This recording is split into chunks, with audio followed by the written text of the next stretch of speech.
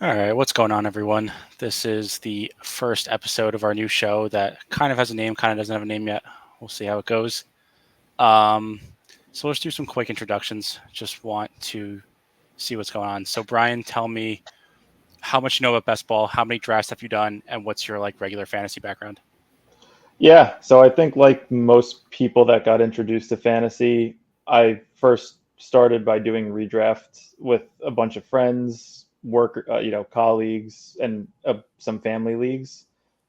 After about 10 years of doing so, Anthony, one of our co-members of the podcast, actually invited me to join a dynasty league about 3 years ago. And once he invited me to join the league, it really forced me to evaluate what my thinking was.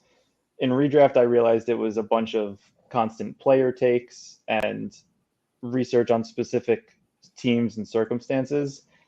But when I got into Dynasty, a lot of it kind of translated to how to optimally build a roster and construct the best roster to set your team up for success in the future. So um, I've been playing fantasy football for about 10, 12 years or so. Don't know much about best ball, know the concept of it, but haven't done any drafts. So excited to see how the worlds of redraft and dynasty collide. What about you, Anthony? Yeah, I mean, I started doing a redraft. Probably been doing redraft for, I'd say, 10 to 12 years at this point now. Kind of was just doing that for the most part. And then I think it was about 3 years ago also that I, got more interested in like Dynasty. And so joined a couple of Dynasty leagues, just people that I knew joined their leagues and then decided to kind of start my own. I think like Brian said too, I think with Dynasty versus redraft, it's fantasy, but having said that, strategy wise, certainly a lot of differences that you see, with dynasty versus just regular redraft. So certainly pretty interested in both. As far as best ball goes, I know the past couple of years it's really starting to take off. I have a baseline level understanding of it, but certainly a lot to learn about it. So definitely excited to jump in and see what we have here and kind of learn more about it from the bottom. So you guys have done a total of 0 best ball drafts. Correct. Beautiful. That is correct. My blank canvas. I just want you to give me the player takes. We'll build the perfect lineup because I trust you guys with the player takes way more than me. All right. So quick overview like best ball, just so you guys know what we're getting into. It's an 18-round draft. You start 1 quarterback, 2 running backs, 3 receivers, 1 flex, and a tight end. So basically you draft 18 players and it just sets your lineup automatically every week. There's kind of Tight end premium. no tight end premium, half PPR, and it's like normal scoring, like 25 points per passing yard or passing point. And then there's kind of like when you're thinking about best ball, we'll start like with the most basic thing. So like it's like a pyramid where if you don't have the bottom, you're kind of fucked at the top. So the bottom of the pyramid's like roster construction. Like you want to make sure you have 2 to 3 quarterbacks, 2 to 3 tight ends, and anywhere from 4 to 6, maybe 7 running backs, and then 6 to 9 receivers. As long as you have that, like you're not going to be like horrible. Your team's going to be like okay and alive. And then after that, like the next level up is like stacking. So you want to stack obviously your quarterback with sometimes a running back, depends who you ask, definitely a receiver, maybe 2 receivers, and sometimes a tight end. Pretty much you should never take a quarterback unless you can stack them. Taking like it's called a naked quarterback. It's just for many reasons we'll get into. It just ruins your upside. And another unique thing about best ball is we're really trying to optimize for the end of the season, weeks 15, 16, and 17, specifically week 17. So the way the tournament works is like we draft with 11 other people and 2 people advance for the first round. That's weeks 1 through 14 total points every week. And then week 15 is the quarterfinals, 12 team pod, 1 team advances. Week 16 is 16 teams, 1 team advances, and then there's a 500 person final in week 17. Any questions about that? No, makes sense. So correlating your picks not only from a stacking point of view, but also from an opponent point of view. So like I think week 17 is Detroit against San Francisco. So ideally, if we were to take like Amon Ra in the first round, for example, we would want to take potentially Debo, Ayuk, Purdy, something like that, to get that correlation in week 17? Yeah, exactly. So there's like a small amount of correlation. It's called like game stacking. And basically, the more game stacks you have in week 17, the more you'd be expected to win if you make the finals. So basically, the teams we're going to be drafting are, I'll hop in a draft now. The teams we're going to be drafting are, we want to optimize for week 17, even like if we have such a low chance to get there, just because that's where like all the money is. So we want to have the best chance to win if we get there. Got it. But yeah, like if you think about last year, like the people who play best ball are sickos. So like they remember pretty much everything that happened last year. So last year, the stack you needed, like the game stack, was the like CeeDee Lamb and Dak Prescott, and then bring it back with Amon-Ra and the Lions. Won me a dynasty championship last year. There you go. Both of them. So we have the 6th pick here, and let's just take a look at the ADP. So McCaffrey, Lamb, Tyreek Hill are kind of like, they pretty much always go top 3. Does that kind of make sense with what you guys would think? Yeah, I would think so.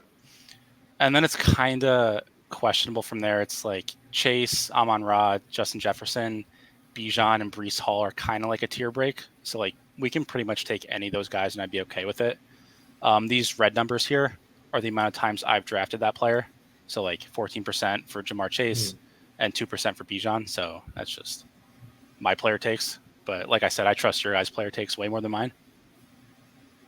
Cool. Yeah, I think drafting from the 6th spot is probably, I'd say 5 or 6 is probably my favorite spot to draft.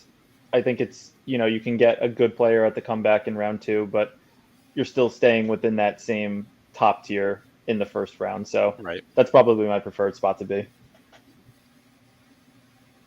So McCaffrey and Lamb, no surprise, go off the board as the first 2 picks.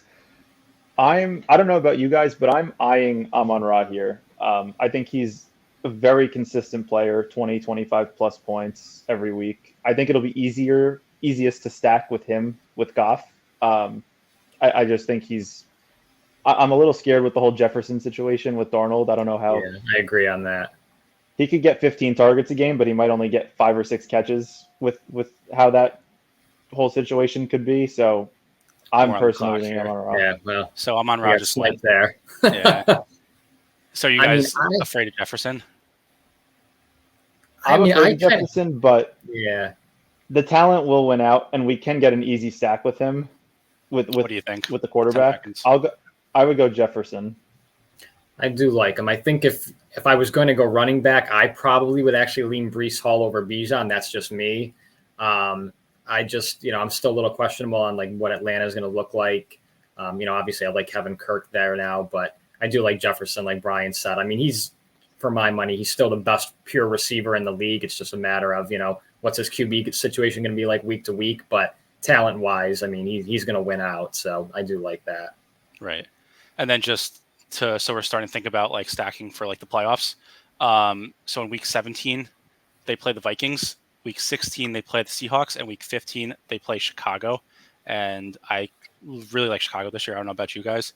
But sorry, who do they play week 17? You said play the Vikings. You said Vikings. Oh, sorry, the Packers.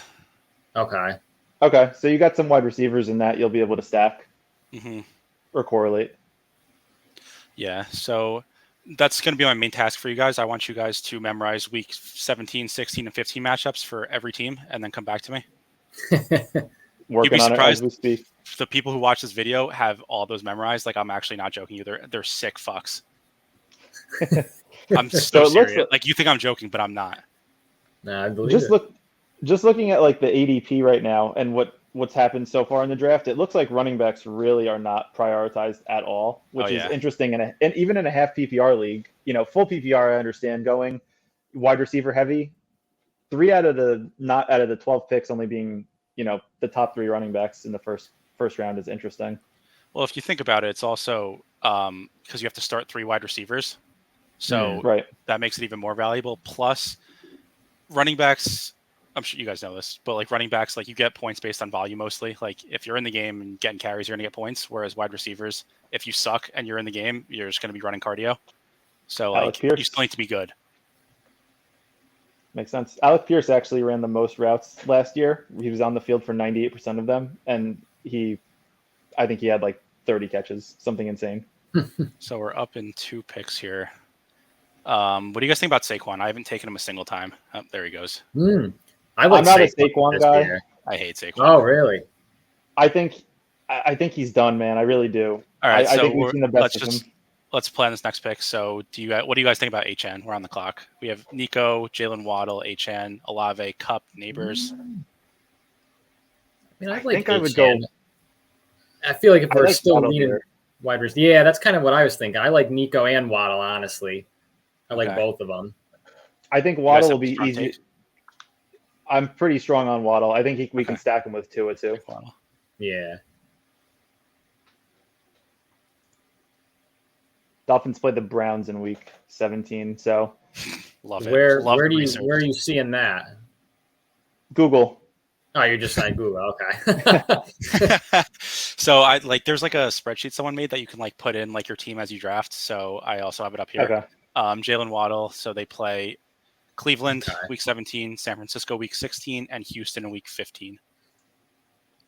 I like that. I mean, San Francisco and Houston both got pretty deep wide receiver groups there. So, I mean, if we're looking at week 15, 16, I feel like that could be a good opportunity. How do you guys? Holy shit! Rashee Rice picked 25. Wow, the 301. That guy's not afraid of the suspension. What do you guys think about Houston's wide receivers? Like, do you have a strong take on who's going to be like number one? Does it matter? Take them all. I mean, I still like Nico the best out of the three. I mean, Diggs, I think he's still got something left in the tank. I'm not going to write him off, but I don't think you're going to see, like prime Minnesota Vikings stuff on Diggs or even, what he was doing with Josh Allen the first couple of seasons. But I mean, I still like him, as a mid-round, mid-tier wide receiver guy. I like him, but I think Nico Collins, I mean, he kind of really supplanted himself as I think the number one. And I like Tank Dell, but, just coming off injury and, he's a small wide receiver. So, those guys worry me a little bit. Right. So we're on the clock here. Most. So we have two receivers. We have Devontae Smith, DK Metcalf, and then Derrick Henry, Pacheco, Diggs, and Dell. You guys have any strong takes? I like Pacheco a lot. Me too. He's if we took a running back, he would be the pick. Anthony? If not, I'd go Smith. I think that's fair. Yeah, I think that's fair. I mean, Pacheco's going to be in an offense where he's always going to be in a position to score. So yeah, I think Kansas City is going to just be elite this year. And to go back onto the Houston wide receivers, I think it'll be Nico and Diggs in two wide receiver sets, at least from what we've seen in the preseason, based on their snap share with who they played with on the starters. I think Tank Dell's.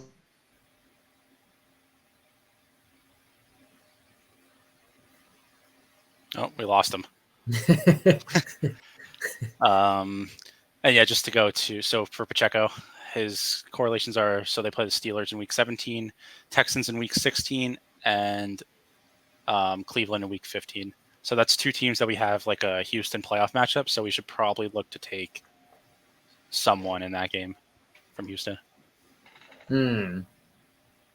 Is Diggs still available? No, he went. Dell is still available. He's not gonna make it back to us. We still have 7 picks.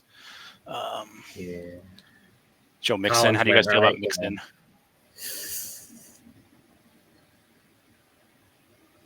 No. I'm not excited about it. Yeah, I feel like he's going to be a better real life player than like fantasy. Like if that makes sense. Yeah. I think he'll be productive real life, but fantasy output, I don't think he cracks top 15. But that's that's just me. But I think that's about where he's ranked. Let's see. Yeah, I mean positionally, let's see what he's ranked. 15, yeah. 15, yeah. I think that's fair. He'll be right about there. So, Brian, I don't know if you heard, but Pacheco, so week 17 is the Steelers, another Texan week 16, and then the Browns in week 15. Okay. Maybe hell, you never know. Tank Dell's still up there. People are scared of him. I'm telling you, he's not going to play in a lot of two wide receiver sets. He was getting steamed up after that like 50-yard touchdown he had in preseason. I think they're realizing that he's not going to play in those two wide receiver sets. Yeah, he's going to have to be very efficient. We also have Christian Kirk, who's getting drafted 53rd, also doesn't play in two wide receiver sets. So yeah, he will. There goes Dell. So we're up in 2 picks. Yeah. What do you guys think here. So there's a bunch of quarterbacks. I think it's too I early. wouldn't take Hurts just because we can't stack him. Mahomes is kind of a tough stack, and then Josh Allen we could definitely get like Keon Coleman. What do you Is guys it think? too early to draft a quarterback? I think there's still. I mean, I'm a big Trey McBride guy this year. I know it might be difficult to stack. No, we can. So Josh Allen just went. So what do you think? Do you like Trey McBride, Anthony, or no? I do actually. I'm high on him this year. Okay. I like him. Kyler's back. If he's healthy, I like that. Okay, so we'll take him then. Can we get a recap of our team? Yeah, and then let me just queue up Kyler. So currently we have Justin Jefferson, Jalen Waddle, Isaiah Pacheco, and Trey McBride. I like it. So the Cardinals, go ahead. 2 great wide receivers, a solid running back on an explosive offense, and one of the best young tight ends, I think, that's going to have a great year. So Trey McBride, week 17, the Rams, week 16, the Panthers, week 15, New England. That not great, but people are really steaming up Kyler Murray right now. People are loving him. He's also got not a lot of late people you can stack with. So people love Michael Wilson and Greg Dortch too. I don't know how you guys feel about them. I think Greg Dortch in best ball could be great. I mean, I could see him. He's a speedster, man. He could get like a 60-yard touchdown and crack your lineup with 2 catches for 80 yards and a touchdown. Right. I wouldn't be surprised at that at all. Just like based on like your perspective, what do you guys think about like elite quarterback, elite tight end, like in like a best ball format? I've always been of the mindset with quarterback in pretty much every league I've done, whether it's redraft or dynasty, that you can always get by with players that are not in the top 5 from quarterbacks. I mean, the dynasty leagues that we're in, I have Dak, Goff, and Kyler. I just don't think that I think the replacement value for quarterbacks, 9 through 15, you're only probably sacrificing a couple points a week from the top tier guys. So yeah, here's the thing though. Remember the regular season, it's only 25% of this tournament. So like in week 17, like wouldn't you rather go in there with like Josh Allen or Jalen Hurts who can get like 40 points as opposed to like, Jared Goff has a good game and gets 25. Yeah, but I also think that picking Trey McBride or some of those other players that we're sacrificing. So I think we should go receiver here. If we don't go receiver, we're gonna get buried pretty hard because the receivers go so early. So Agreed. the top receivers: Christian Kirk, Calvin Ridley, Keenan Allen, Jaden Reed, Chris Godwin, Roma Dunze. Dunze, he's interesting. I'd probably stay away from Allen. I don't know. He's fat. What I'm hearing He's about fat. him. Yeah. Fuck that guy. I'm getting a little nervous about him. I like a Dunze. I mean, me too. I could see him really taking off. I mean, I'm What do you not think, nuts Brian? about Ridley. I actually like Ridley, but I'm fine with going a Dunze. Okay. As you can see, I have 22% of Dunze, so I also like him a lot. Yeah, I think there's a And lot that of also upside sets up potential Caleb Williams, who I really, really like too. What do you guys feel about Yeah, that? I agree. I think I like Caleb Williams this year, honestly. I mean, I watched him the last preseason game. I know it's preseason, but he didn't have a good start. But one of the throws that he made down the sideline to Adunze, I mean, you see all the tools are there. Scramble to the end zone that he had. It's just a matter of time. Take a little bit to get into the season and get those reps in. But I like him a lot. Yeah, just going back to go ahead. I wouldn't be surprised if Adunze takes over that wide receiver 2 role after their bye week. I think we've seen the best of Keenan Allen. I think DJ Moore still has that, at least this year, but I think Adunze is an intriguing high upside pick. So I'm more interested in like how you guys are thinking about like the strategy involved with this, just because like you're kind of like a blank canvas. So for perspective, Juwan Johnson last year, week 17, he scored the most points out of any tight end. Like he was going in like the last round, and again this year going in the last round. So like the thing with tight ends are like they're so difficult to project that like for me, like I like to wait. That's why I don't have a lot of Trey McBride or like Sam Laporte or anything like that. But like you said, if they do go like the potential to score 30 points, they have that, and the other guys going late just don't have that at all. But yeah, thoughts on that? I think because we took McBride early, I don't think we should take another tight end until round like 18 or 19. Yeah. Honestly, That's Well, the there's whole only point of 18 going rounds, early. so we're going to struggle to take one in round 19. Okay, well then maybe we'll take one in round 17 or 18. Yeah, that's kind of how you should think about it. Like the more capital you give into a position, the less of that position you should take. So if Agreed. we take Kyler Murray, we're probably going to go 2 quarterbacks. Although I do like 3 quarterbacks for reasons we'll discuss later. So we're coming up soon here. Let's take a look at the draft board. Bunch of running backs going here. Yeah, I think it might be time for a running back. I don't know. I mean, again, I'm new to this, but it just feels like we're getting into that territory with running backs where it starts to get a little shaky and kind of hard to project. Yeah, I don't know. Here's the thing. So Mixon's still there. I think Montgomery could be good too. I mean, he's going to get all the goal line work. The thing is, let's just look at this cliff of wide receivers. When we get to 100, Josh Palmer, Khalil Shakir, Rashid Shaheed, do we really want that? That's And fair, in that yeah. same range, it's Tony Pollard, Chase Brown, who looks awesome, Brian Robinson looks awesome, Javonte Williams is probably going to be a bell cow. So I still think we should just go heavy receiver here. Yeah, it's true. I guess with receiver it does drop off a cliff pretty fast. Yeah, it's we're on the clock. Joe Mixon, I know you guys don't like him, but he correlates very well with our team so far. We have 2 correlations there. I'm okay going Mixon. He'll be productive. They're again making it simplistic, picking a good team or picking a good player on a good team. They're going to score a lot. Yeah. All right, we'll do it. Fuck it. We'll deal with receiver later. We'll see who comes back to us. I have a feeling we'll be able to get somebody decent at receiver here. We can also take Kyler if he comes back. So yeah, that's also something I didn't talk about.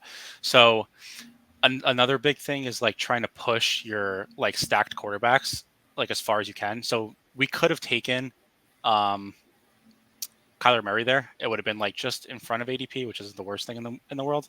But the only other person with a Cardinal is the 11 slot here.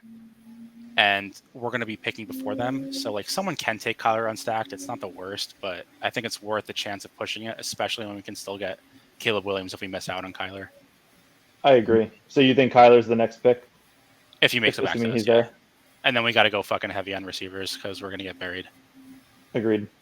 Yeah, I mean, we have 2 running backs. They're projected number 1s on their offense. Which good offenses. So I think it makes sense to just hammer receivers for upside here. Evan Ingram, I think he's going to have a good year too. How many tight ends have gone so far? 6? I mean, there's been a good amount of 6, 7. Yeah. Off the board. Ingram's tight end 7. But yeah, that's because a lot of people are, like I said, they're really trying to get that. So the way people are drafting is kind of as if you already made week 17. You're trying to get the single highest upside for that 1 week. So that's why people like to go elite tight end.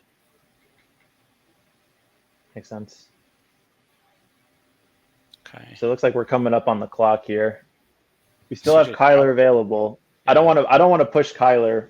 I feel like Team 11 is going to take him. Yeah. What do you guys think about Najee and Jaylen Warren this year? I liked Jaylen Warren before he got injured. All right, going Kyler here, by the way. Yeah, I like that. Kyler's the pick.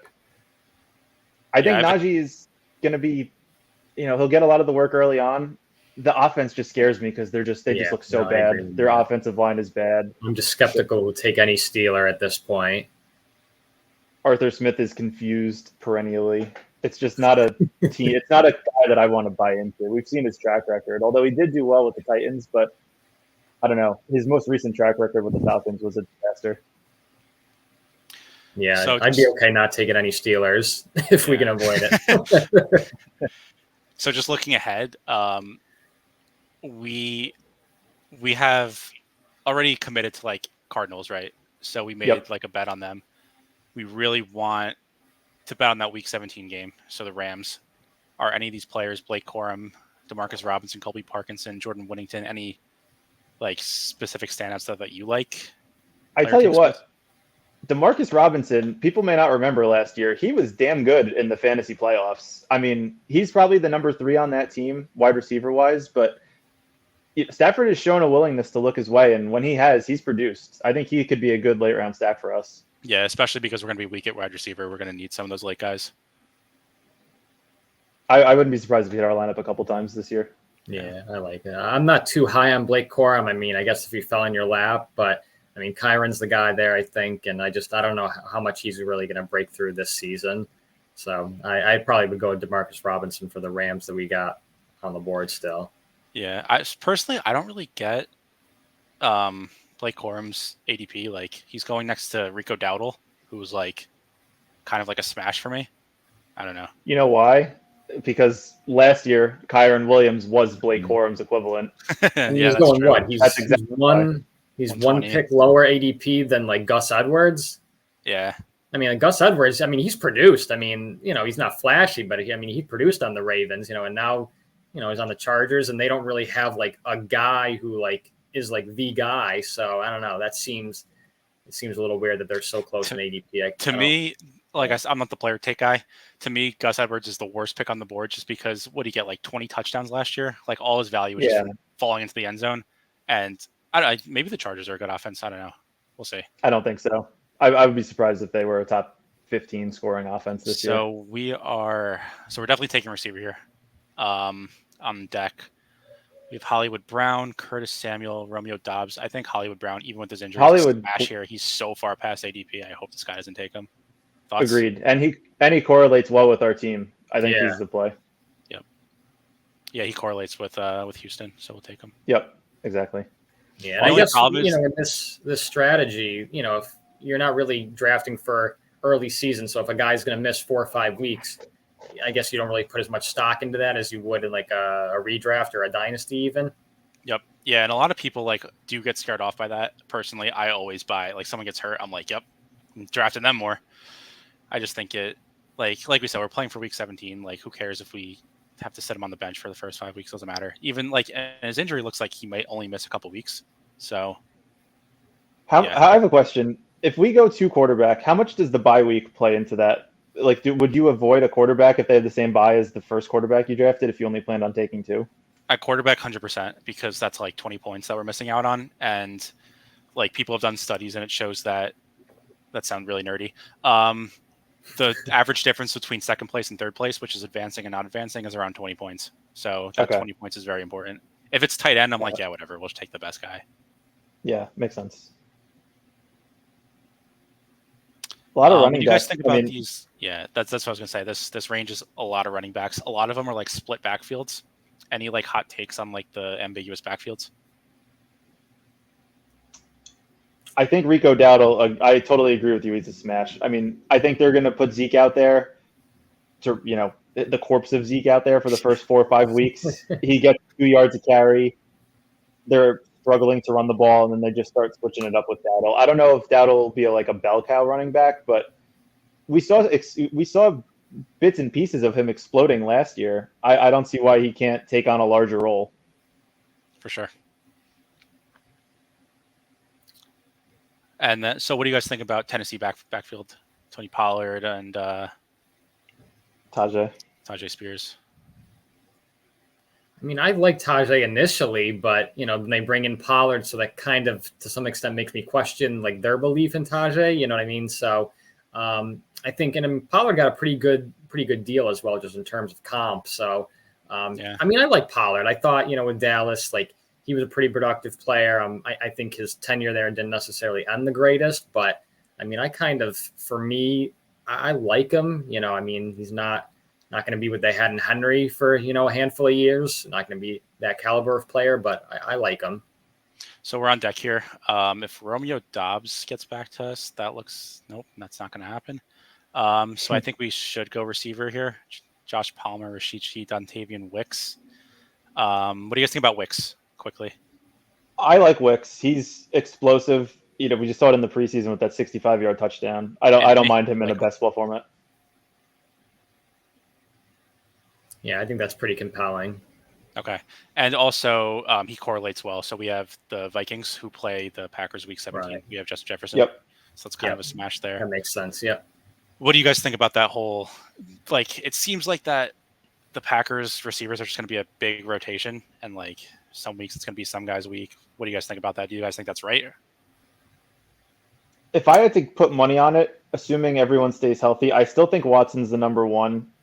Last year, when Watson was healthy with Reed playing, Reed basically didn't get any targets. We saw it towards the end of the season last year. We saw it in the postseason game against Dallas. If I was to bet on somebody ADP wise, it'd probably be Wicks though, just because of that explosiveness and that's my take too. Like, I think Watson is probably better than Reed. He played better when they were on the field. But everyone seems to think Reed is better. Reed's going 10 picks ahead of him. Everyone thinks that's right.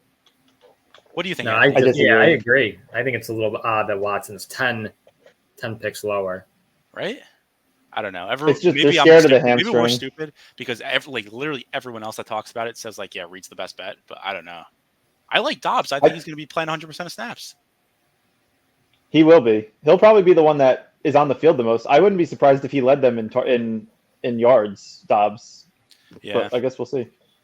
I mean, Watson's great. Great end zone target. He's a big receiver, so I mean, you're always going to be looking for him. Inside the 5, inside the 10. So right. Yeah, I do like Watson, especially at ADP. And so, I want to talk about stacking quarterbacks. So, like I talked about, if you take a quarterback early, generally 2 quarterbacks are the way to go. But the thing is, the more games you have stacked, the better your expected value is in the finals if you make it. So, even if it's you throw Gardner Minshew in with a game stack there at the end, it still increases your value just because you have more outs basically, and less people are probably going to have that stack too. What about, are you opposed? I'm assuming we could do this round 17, 18, but are you opposed to a Justin Fields, Roman Wilson stack or Calvin Austin stack? I think that if Fields gets the job at some point in the season, which I fully expect, he's going to be a top 5 scoring fantasy option. Yeah, except I would never draft Roman Wilson or Calvin Austin. Okay, fair enough. Maybe Roman Wilson. Calvin Austin, he's dead. Just try to get the stack. To get the job. We're on the clock here. What do you got? Do you guys like Jordan Love? We have a stack there with Wicks, or do you want to go with a receiver? I don't really like any of the receivers. I like Rico. I'd rather go Rico, I think. Anthony? Yeah, I'm not nuts about the receivers either. I mean, I don't mind doing quarterback with Love, if that's a direction, you kind of like there. But, I mean, yeah, if we need a running back too, I mean, Rico's a good bet. But, yeah, I think we're kind of at that dead zone for receiver where it's just you're kind of just throwing a dart. Yeah, it did end up queuing up Rico. Yeah, I think that's the right move. We can, if we were to look at the quarterback still available right now, the replacement value for Love compared to a Tua or Goff, I think is almost interchangeable. So just looking at our team here, so the quarterbacks we still have kind of live, I would say, to pick: Sam Darnold, Tua, and then Jordan Love just went. So it's kind of Tua was probably not going to make it back. Did he get? Yeah, he's still there. Probably not going to make it back. So it's looking like Sam Darnold and something late, maybe Drake May, Daniel Jones. I don't hate. Thoughts on the late quarterbacks? I see. Did we saw Lawrence is still up there too? Did you say him? Yeah, but we don't have really anyone to stack him with. I guess we could get Gabe. He just went anyway. But yeah, we get maybe Gabe Davis back stack. But I mean, we could also, we have some correlation with the Browns. We could get a Deshaun Watson stack with Elijah Moore or something like that. Yeah, I don't hate that. And Watson, when he played last year, as bad as he was, he still scored well because he runs. He'll score points. He just won't look good doing it. What do you guys think about Ty Chandler? Just in general. I feel the same way I do about him as I do with Rico Dowdle. I think Aaron Jones has proven he can't stay healthy, and if given the chance, I think Ty Chandler saw what he could do. All right, so we're on deck here. What are you guys thinking? We have some correlation week 16 with Rashid Shaheed. I don't know. I know he's been banged up already. I don't know. Yeah, he's a little kind of boom bust. It seems that he was that way last year. And then, you said, Jerry Jeudy too. I like Jeudy here. Yeah, there's just nobody on the Saints besides Olave. I don't know. Yeah. So the C3 here on the screen means that he correlates with 3 of our playoff matchups already. So I think that's kind of probably the best pick here. What do you guys think? I like Jeudy. Also sets up a backstack with Watson, like you were saying. Exactly. Yeah, that could work. We'll go with him, and then we'll chill on receiver for a little bit. So how many Yeah, I mean, receivers total do we have now? 6? We have 6. I think this team's looking like a 7 receiver team, so probably one more. I like our receivers, though. Just looking at them right now, I think that's a strong group. Yeah, so quarterback, we have Kyler. Running back, Pacheco, Mixon, and Dowdle. Receivers, we have Jefferson, Waddle, Adunze, Hollywood Brown, Dontavian Wicks, Jerry Jeudy, and tight end, we have Trey McBride.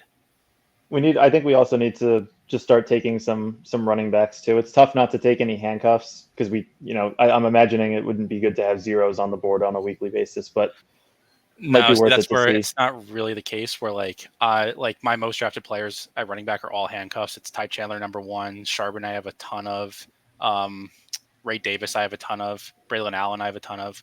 Where like if they're one injury away, and a lot of those guys also do have standalone value too, where like they're probably going to get like 8 points a week, and then if someone gets hurt, that's 15, 16, 17 points right there. So that's why running back. Looking at the draft board, it looks like the last couple picks have been wide receivers and quarterbacks. I still think there's some good value at running back here, so I wouldn't be opposed to taking a couple running backs potentially back to back, depending on who's there. Chandler, I think Ty Chandler's still there too. Talk about standalone value. If we get Ty Chandler, I'm going to click him so hard. He is 26%. Oh, and we have we already have correlation too. So we have the thing is like taking a running back and a receiver on the same team are negatively correlated with each other for 1 week, with week 17, but they're positively correlated for the whole season. So It's kind of like a catch-22 there. So maybe Charbonnet would be. What do you guys think about Charbonnet? I like Charbonnet. I don't know. I feel like Kenny Walker. He had a good season last year. I do like him as a player, but Charbonnet. What they got him? I think they drafted him 2nd round. I think in the NFL draft a couple of years ago. So pretty good, pretty high draft capital for him. I think they're going to look to get him more involved this season. So I do like him. And like you said, he could have that standalone value where he gets 7-8 points a game anyway, and then injury to Walker, and that just doubles.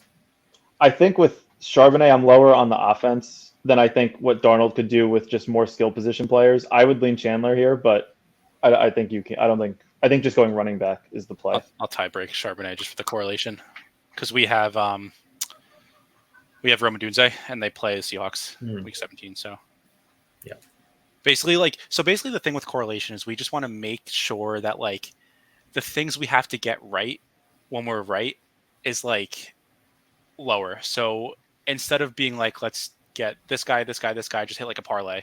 We're trying to hit, let's get this game right and take as many players from this game as possible. Let's get this game right, take as many players. And that kind of like, if we get those 3 things right in week 17, we're golden. You know what I mean? Right. One thing I have that it makes sense. One thing that hasn't been brought up, I don't know if it's something anyone puts emphasis on, but but I think is an interesting point, is weather considerations. How many, like, stacking Josh Allen with Keon Coleman and James Cook sounds like a great idea until there's 2 feet of snow in Buffalo in week 16 and they're playing against the Browns and they can't move the ball and it's a 6-3 game. Yeah, there's a big debate on Twitter between weather bros and dome bros and weather doesn't matter. So yeah, that's definitely a thing that's talked about.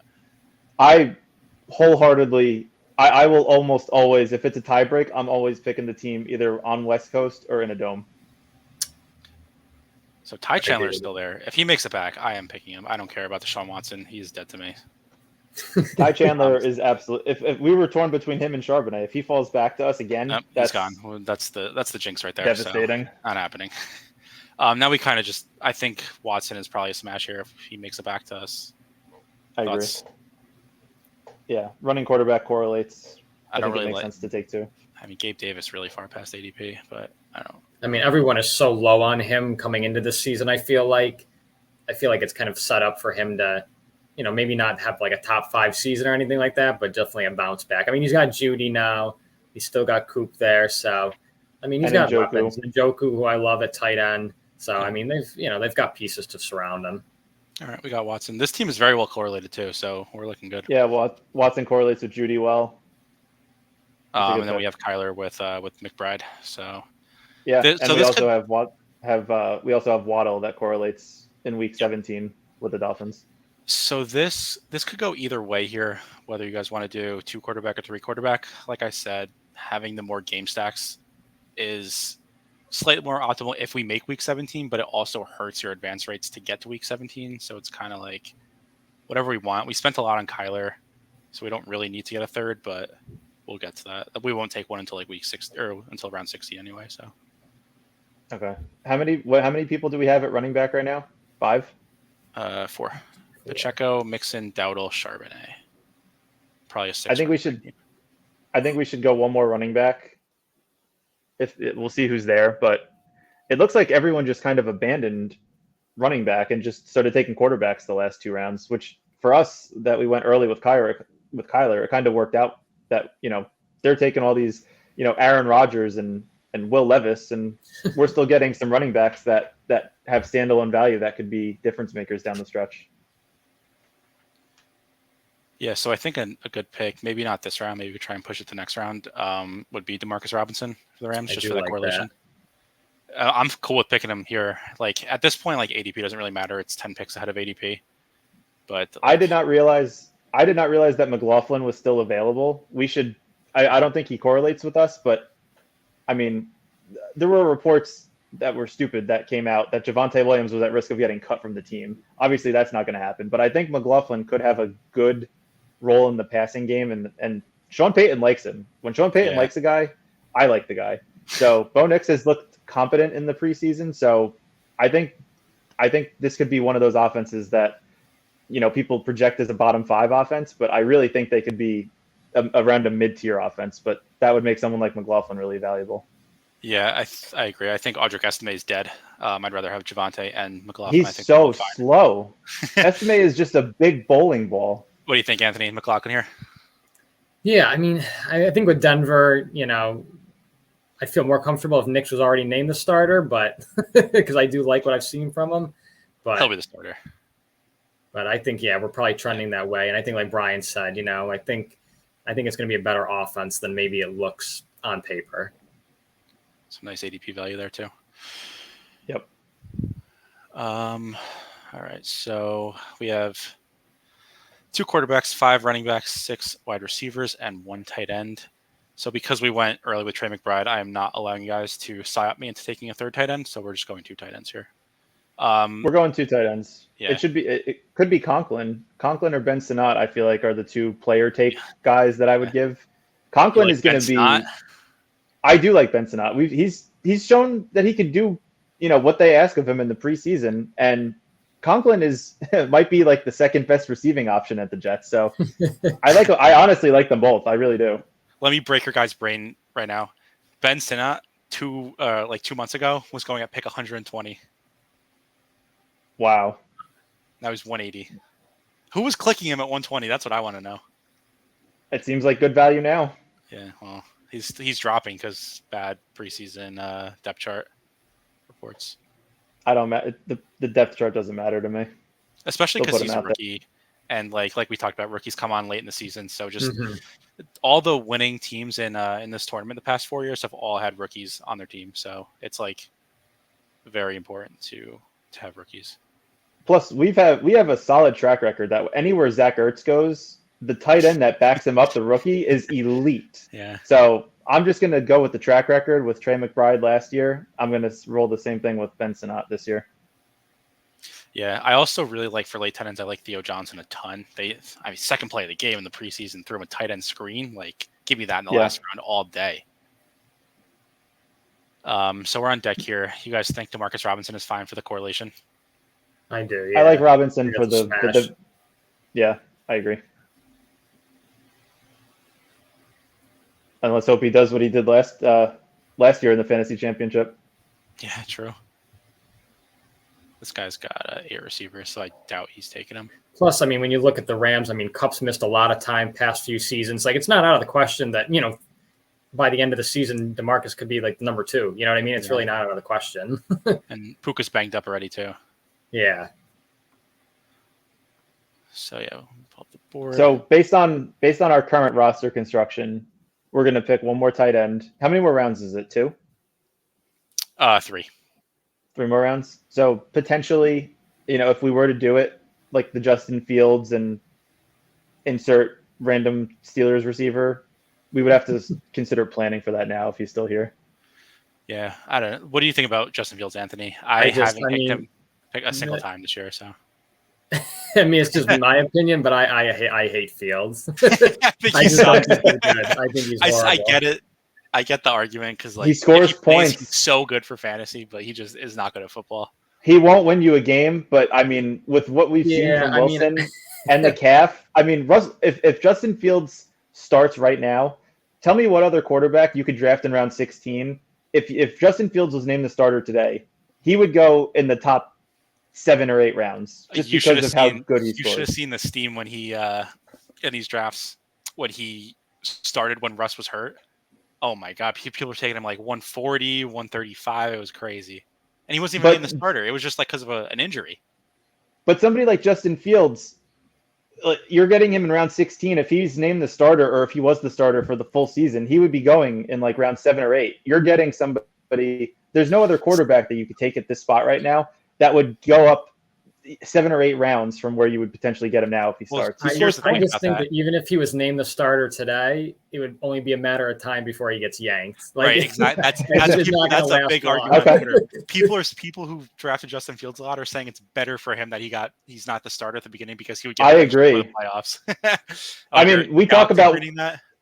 We talk. Russell Wilson looks so bad. He looks done. I mean, he really does. He looks like a shell of himself. He looked like that last year, but people just wrote it off because of the situation.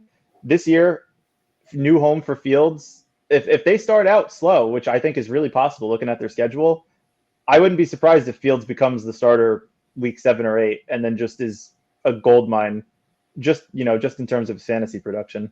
Right. Yeah, I mean, I do. I like, as much as it hurts me to say, I do agree that he'd probably get benched if he was the starter. So I guess it is better that he's not the starter somehow for fantasy, but I don't know. All right. So with this upcoming pick, what position do you guys want to go after here? Justin Fields is right there. Fourth player on the board. I'm just saying. I just would not click Justin Fields over Sam Darnold here. I think I'd rather next, to be honest. But are we sure that Sam Darnold's going to be the quarterback? I mean, Nick Mullins. Way more sure. All right, we're on the clock, so we got to make a decision here. I'll just scroll through if anyone sees anyone that jumps out. I mean, do we want to do quarterback? Is that what we've kind of landed on? I mean, we already have the game stack of Minnesota. We might as well just. All right, let's do it. We also have Jefferson. I think it makes sense. We have Jefferson too. If Jefferson goes off, Darnold will look serviceable. Plus, as we get closer to the season, Darnold is going to get pushed up more and more. So getting him in the 16th round is pretty good. I'm sure by the end of the contest, he'll be like 14th round pick probably. Mm. Yeah, that's good value. What are we looking at here? One more tight end and maybe one more receiver? Yeah, either receiver or running back. Doesn't really matter to me. I would probably lean running back. But can we see some of the running backs that are still on the board? Yeah, I'll pull up receivers and running backs. So running back gets thin real quick at the end of the draft. I'll highlight some of the guys that I've been taking a lot. Justice Hill, I don't mind. Has a nice handcuff for Justice Henry. Hill. I mean, they said that they were going to use him. Yeah. They said that they were planning on using Justice Hill in the offense to not split work with Henry, but to be a pretty big role on the run game. I've been clicking Tank Bigsby a good amount. I think he'll be the clear running back too, which is kind of what you're getting here. Elijah Mitchell, I do not want him. Mm-hmm. Will Shipley, no. Kendre Miller is the worst pick in the draft. Yeah, it's pretty bad at this point. Alexander Madison is interesting. I've been taking him more. Yeah, that's a bad pick. He's bad. He's not, even if he's the RB2 and Zamir White gets hurt. We saw what he did last year. The man was a starting running back for an NFL team and didn't have a rushing touchdown. You have to try to be that bad. You really do. I would not take him if we had 25 rounds, I wouldn't pick him. I really wouldn't. All right. So what do you guys think? Probably tight end here because, running back and receivers, they all suck at this point. Yeah, I like Sinnott. I don't know. I could be going crazy here. I kind of feel like Sinnott's gone. Gesicki, I don't know. On the Bengals offense, it's not crazy. I don't know. I feel like it's kind of makes sense. And what we got? How many correlations? 3? Does that say? Yeah, with the big one is with Jaleel McLaughlin in week 17, and then we also have Cleveland in week 16 . So that's actually pretty good. I feel like Gesicki's he's a guy. He's going to have like 30 yards, but I feel like he'll have like 6-7 touchdowns this year. Gesicki in 2020 had a great year, so we'll just channel that magic this year and see if it comes true. Yeah, 2020, that was only 4 seasons ago. So yeah, let's do it. New team, new player. Pull up the board. So we have one more pick to go. Mm-hmm. Can we look at the running back, wide receiver landscape here? Yes. There were a couple of guys that I saw that I liked. Just shout them out so we can queue them up and then talk. Tyler Boyd. Boyd's a boring pick, but he's consistent. I like Slayton too. Those are the two that stood out to me. Yeah, I don't know if you guys saw the reports today, but Hyatt was playing with the 2s and 3s today in practice, which is the first time it's happened all year. Jalen Naylor is interesting, but we also have a lot of Vikings already. Did we take Ty Chandler or no? No, he got sniped 2 picks before us. I don't hate Naylor. I really don't. Yeah, I'm okay with that. We got 2 Vikings though already? You got Darnold and Jefferson. Yeah, but a double stack is fine. There's no problem with that there. But do we want to double stack on a team that we aren't optimistic on the offense with? We drafted Justin Jefferson in the first round. In this draft, we are officially optimistic on the Vikings. I know, but I gave the whole speech about how I wasn't excited about Jefferson. And then it doesn't matter. We picked Jefferson. In this simulation of the world, we are optimistic on the Vikings. That's just how we kind of have to play it. Okay. I think Slayton could be good just because, deep threat. Jones and him have a real connection. He's been leading receiver for the Giants the last couple of years. What do you guys have you guys seen the preseason news that Tim Patrick is like the starting X receiver for the Broncos? Until he tears his ACL in week 3. I don't wish it on him, but it's just what it is. Brendan Rice also good preseason buzz too. Just don't like their offense. Yeah. So basically we went through all the receivers and didn't like any of the running backs. Is that kind of where we're at? That's right.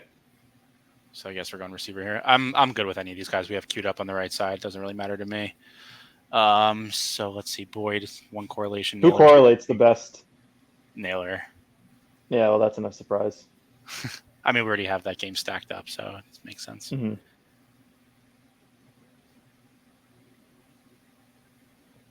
What do you guys think? Tim Patrick correlates if we're getting away from the Vikings. I don't know what. Let me see what. Oh, that's with Gesicki. Yeah, so not the most important thing, but it helps. I don't think we have any correlations for Slayton, do we? No. Yeah, see, that's what stinks. I actually do like Slayton, I guess, in this spot, but no correlations. I mean, if you have like a strong take, like I have no problem with that, especially because the last round pick, like the correlation's probably not as important as like if you think he'll score points, In best ball, he's a guy that he's like almost a better version of Rashid Shaheed, I think. I could see him, he did it last year. He's done it the last couple of years. 5 for 120 and a touchdown. We are up in 3 picks. Yeah, I think that's fair. I mean, I like Boyd. I mean, Boyd's like, he's a he's pick. I mean, he's, he's never going to be like that 1,000-yard, 1,200-yard guy, but, he's pretty consistent. And I feel like he'll have, a role in that offense now for the Titans. I mean, I think Burks is dead, so I think Burks is he's going to lay it on to the CFL. He's still laying on the ground from that hit he took last year. That's true. All right, we're on deck. Slayton, Naylor, Patrick, and Rice are all queued up. Also, something to consider too is how often a player is being drafted. So Tim Patrick just went. That leaves Slayton, Naylor, and Rice. We'll talk more about that in a second. I think Slayton is the clear pick here. I don't want to be too involved with Naylor and the Vikings team. All right. And Slayton just offers upside. All right, Slayton it is. What was I saying before that? Oh, how often a player is drafted. So if you think about it like this, like let's scroll all the way down and see what we got. If Ryan Flournoy scores 30 points in week 17 and we have him in our team, congratulations, we just won. You know what I mean? No one else is picking him. It doesn't really matter. So it also is a little bit to consider. It's a little different because of the way best ball is compared to like a 1 week sample, but yeah, it is kind of something to consider.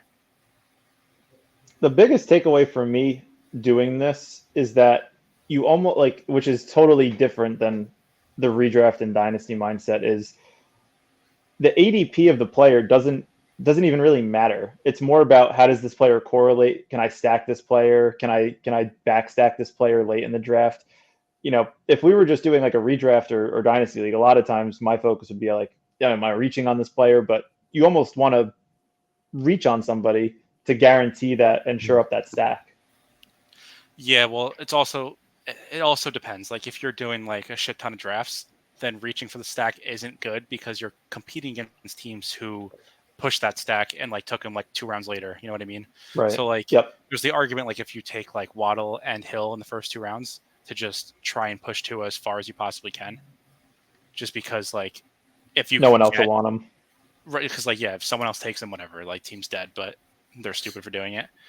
But just because like you could get like value that other teams who also have Tua and Hill and Waddle don't have, it just unlocks new combinations. That's true. So why don't we recap our team, see how we did just high level. Is there a way to get this by like team view? Just on the right side here. Okay. You see that? Yep. So quarterback, we have Kyler, Deshaun, and Darnold. Running back, we have Pacheco, Mixon, Dowdle, Charbonnet, McLaughlin. Receiver, Justin Jefferson, Jalen Waddle, Roma Dunze, Hollywood Brown, Dontavian Wicks, Jerry Jeudy, Demarcus Robinson, Darius Slayton, and then tight end, Trey McBride and Mike Gesicki. I mean, I think like for our top player at each position, our top couple at each position, we did a good job of identifying like good offenses. You know what I mean? Like we've got, Waddle. I mean, Jefferson, I mean, we'll see on the Vikings, but, like Mixon, I know we said we were a little back and forth on him, but Texans are going to score. Chiefs are obviously going to score. Kyler now. I like Arizona, obviously, him stacked with McBride. So, I mean, we identified players, in each position. Our top couple of guys are from good offenses, which I think, is going to be, to our benefit. Yeah, I think the one thing I will say with this team is it feels, compared to a lot of teams I've been drafting, it's a little bit weak at receiver. I know it seems crazy to have Jefferson, Waddle, Dunze and feel like it's weak, but it's just the way like best ball works. You really need to like go top heavy with receivers just because like, I mean, it's Darius Slayton. How often is he going to hit our lineup? That's like a one way to think 3 about it. times. Yeah, maybe. And when he does, it's probably important. And if he hits our lineup 3 times, then he's a smash in the last round, to be honest. That's very rare. Exactly.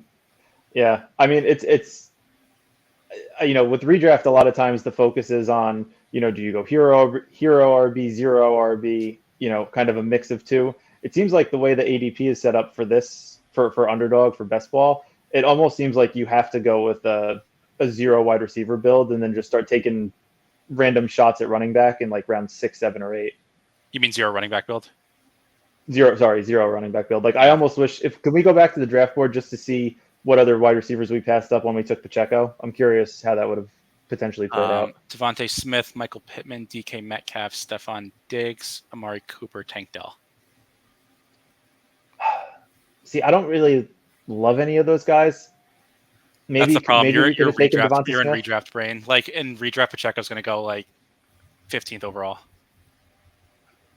I know, but I don't know. Is there another wide receiver that you like more than Pacheco, just in hindsight? Tank Dell every time. Really? I like Amari Cooper. Devontae Smith is also a very good pick too, just because it opens up Jalen Hurts, who I think is being way underdrafted.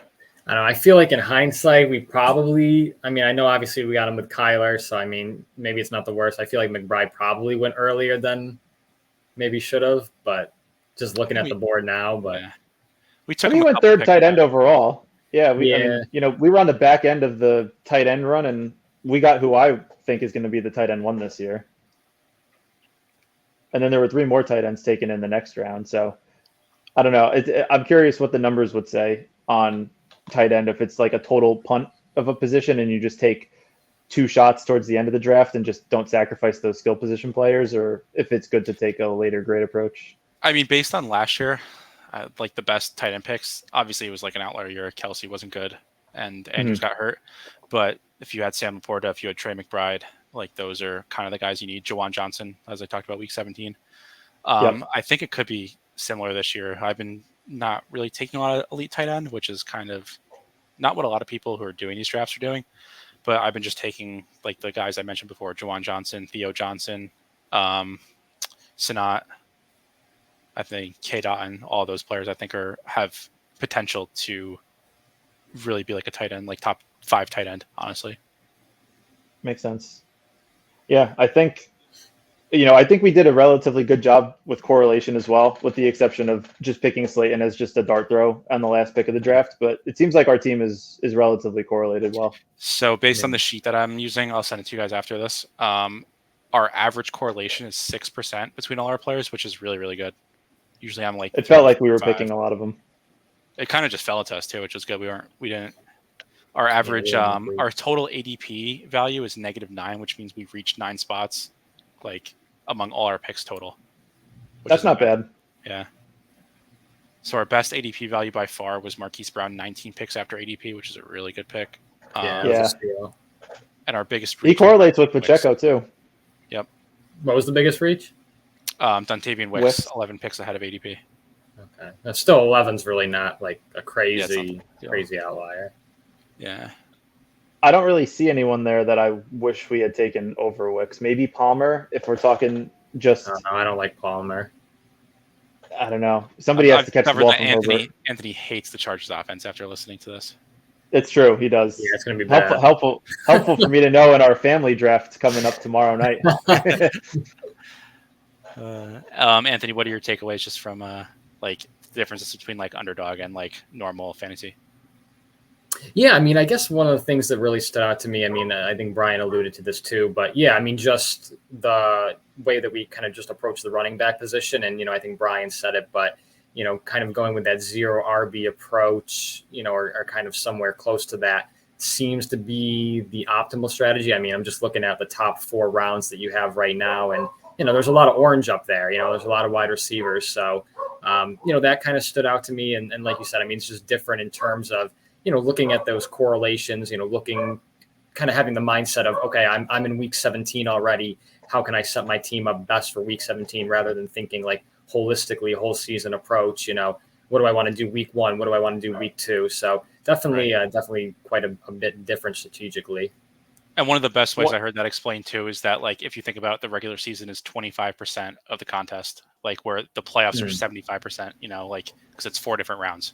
So it's true. Yes, advancing out of the regular season is important, but it's only 25% of the contest. The last thing I'll say, just what I found interesting, just looking at the draft board here especially like the first 4 rounds, well, really the first 3, is that there were only 3 teams that went with wide receivers for their first 3 picks. So, interesting just in hindsight, just kind of evaluating whether this Pacheco pick specifically, whether it was worth it or not. Not saying it's good or bad, but it was just interesting to note that the majority of the other 11 drafters went, adopted a similar approach. Yeah, and agreed. Anthony, any final thoughts or? Yeah, I don't know. I mean, again, go back up to the top for a second. Yeah, I mean, I think like you said, I mean, it's tough. Obviously, our first draft for me and Brian, kind of just taking it all in at once. I mean, I like. Whoever Jay Bell is, I don't know, Lamb, Cup, and Evans. I mean, yeah, you're taking some risk on the health with Cup, but I mean, damn, that looks pretty nice. That does look nice. I don't know what this guy in the first spot was doing with Rashee Rice. That's like 30 picks above ADP. Yeah, that was a nasty pick. But looking forward to doing more of these drafts. It's fun to learn a new game. I'm a big game theory guy, so I really like redraft. Really, really love Dynasty. So it's exciting to have something else to really, dive deep into. Yeah. So for the next one, I'll send you guys the the correlation sheet I was using, like as I'm inputting it in, just so you guys can visualize it. I don't want to overwhelm you on the first draft. It's like a lot to look at. It would have been kind of nuts. So just for the future, we'll do that. Sounds good. Yeah. Cool. Yeah. Anyone that watches this, let us know what you think of our team, where we could do better. We'll take that feedback into our next drafts, and we'll throw it out the window and draft whoever we want anyway. So it's true, but we want to make them feel loved. We do. All right. See you guys. All right. Thanks. Bye. Take care.